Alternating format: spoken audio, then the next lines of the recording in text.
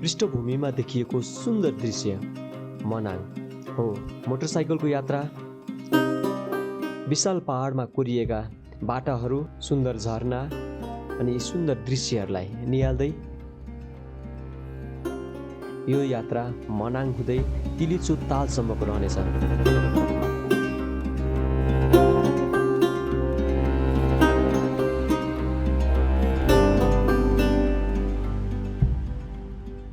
हिमाल पारीको सुन्दर स्थल भनेर चिनिने मनाङ जिल्लासम्मको यात्रा, तिलिचो तालसम्मको पदयात्राको सम्पूर्ण भिडियोहरू देखाउने कोसिस गर्नेछु।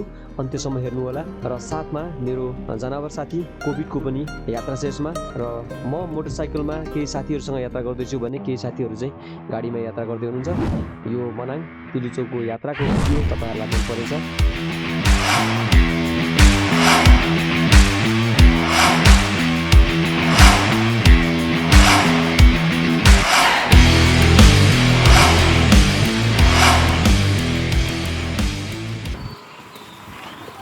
सो गाइज, अब चाहिँ हामी चाहिँ मनाङ जानको लागि लगभग तयारी भइसक्यो। एकदमै बिना प्लान मनाङ जाँदैछौँ। सो यात्रा एकदमै बवाल स्टोरी बनिरहेको छ। कथा कहानीहरू लामो होला, कति दुःख पाइन्छ बाटोमा।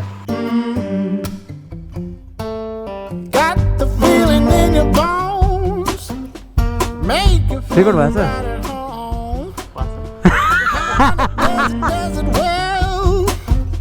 Keep me dancing till I dead. 'Cause I could run a mile like this. Head over heels feels like this.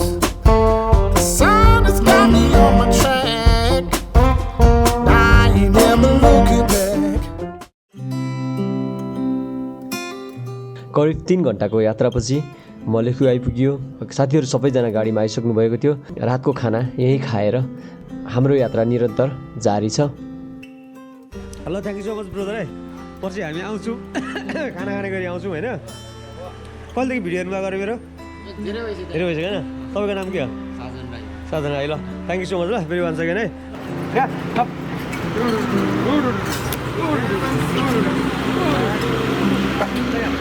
Covid होइन? मार्छ नि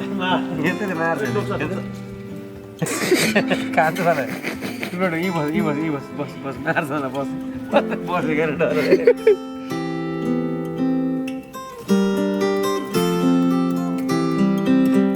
यो हाम्रो बेड हो।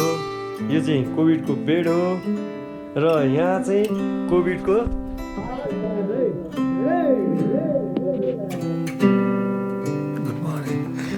यात्राको दोस्रो दिन बेसी सहर।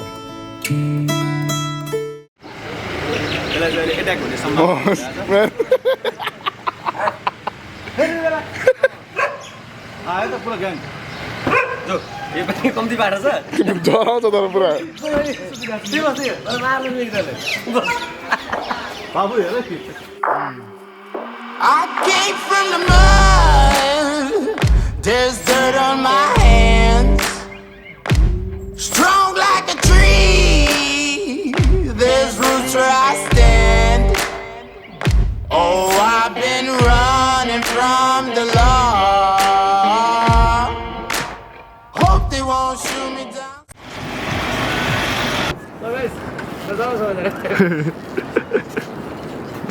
गाडी जानु पर्यो। यही ड्रेसमा गाडी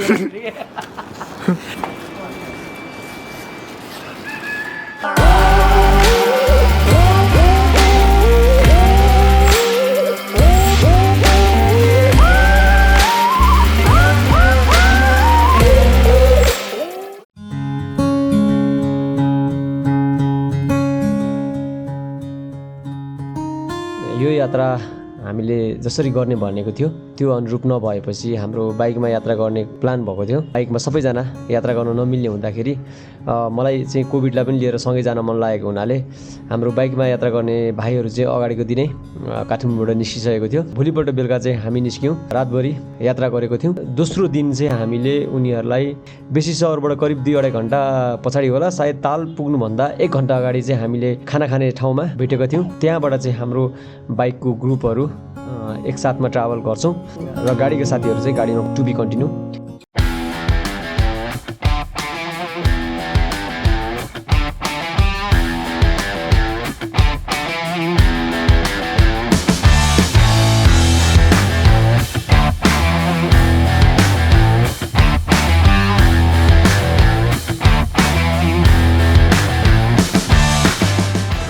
जाने पिसाङ बस्ने हो कहाँबाट आउनु भएको घर कता प्युठानबाट आउनु भएको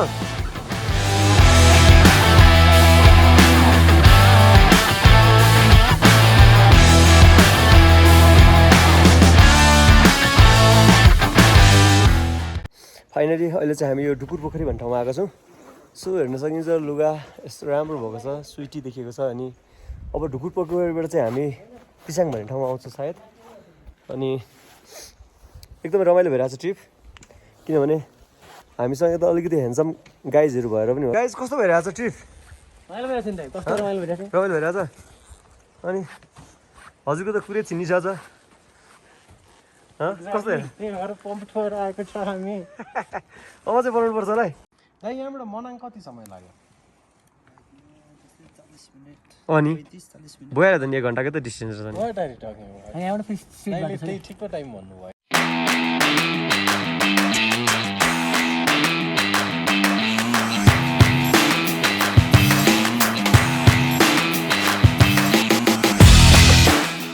फाइनली अहिले हामी मनाङ आइपुगेको छौँ अब हाम्रो गाडी चाहिँ आउनु बाँकी नै छ सो मनाङको अहिले चाहिँ हामी अल्पाइन होटलमा बस्ने प्लानमा छौँ हेर्नुपर्छ यहाँ हामी चाहिँ डोल्पाली दाइ जस्तै भइएको छ सो ट्रिप एकदम रमाइलो भयो हामी तिलिचो जानको लागि बिच बाटोमा गएर बस्ने चाहिँ प्लान गरेको थियो तर बाटो बिचमा भत्काएको हुनाले 3-4 घन्टा लाग्छ बाटो बन्नलाई भनेपछि हामी फर्केर आएँ मैले सर हजुर यहाँ होटलको मान्छे हो हजुर सर के छ नि होटलको चार्जहरू के छ एकदम ठिक छ तपाईँ अघि हजुरलाई मैले त्यहाँ भेडा खेदाएको देखेको थिएँ हजुर हो भेडा पार्ट टाइम गोठालो नि गर्छु सर म ए यो गोठालाको ड्रेस त कहाँबाट बनाउनु हजुर फ्रान्सबाट यहीँ बनाएको नि तल हो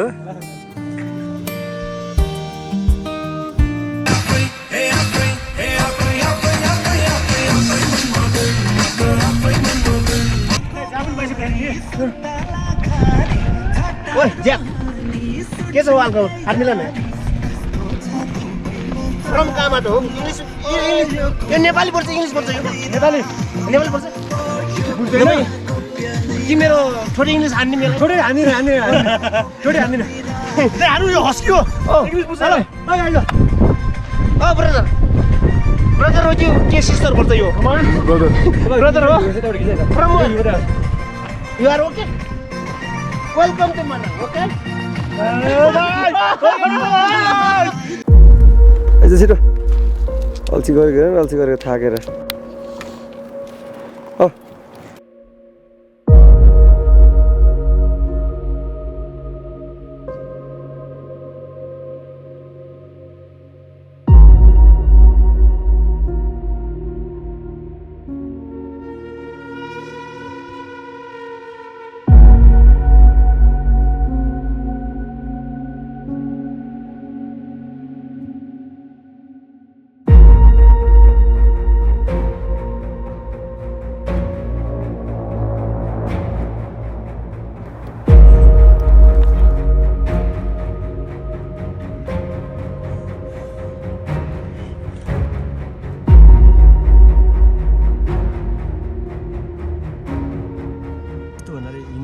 नसक्ने स्या एउटा झोलाले जिताउँथ्यो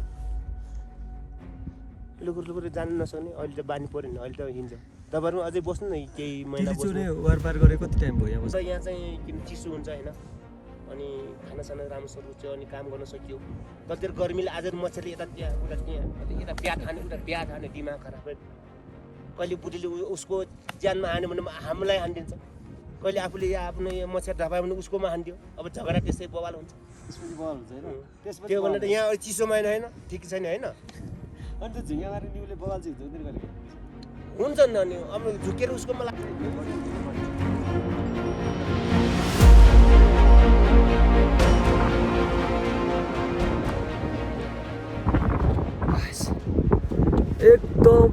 एकदम गाह्रो भएको छ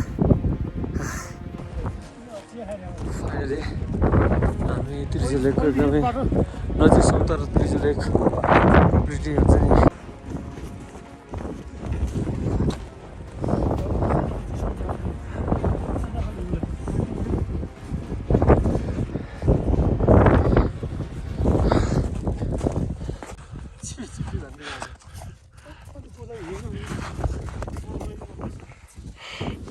फाइनली अहिले चाहिँ हामी यो तुलिजो लेकको तलैबाट रुएर गुवा हुन्छ नि रुएर आउँदिनँ म जान्न सक्दिनँ भन्ने मान्छेहरू पनि अहिले यो ठाउँमा आएर खुट्टा टेकेर उसले पनि केही भन्छु होइन